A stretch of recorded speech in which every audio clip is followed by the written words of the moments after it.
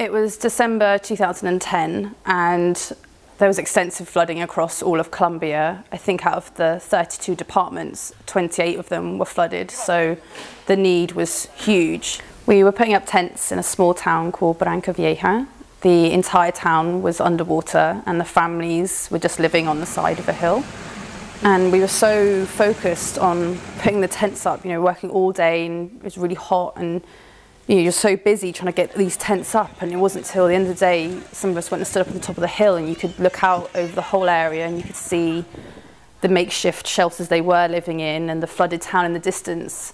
And it wasn't till then you kind of got to see the full picture, and it was a bit overwhelming just being able to see all the tents put up that we'd done. We put up 55 tents that day, and it was a really amazing moment, and I just remember feeling like, yeah, like we did that.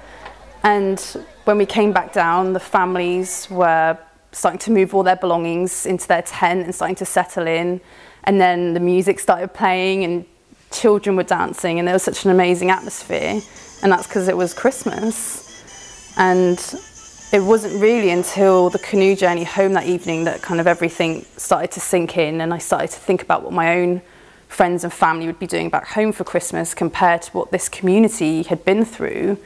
And it was quite an emotional evening, but ultimately I remembered that we'd really made a difference to those families.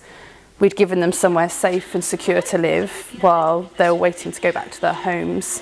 And I'm so proud to have been part of that.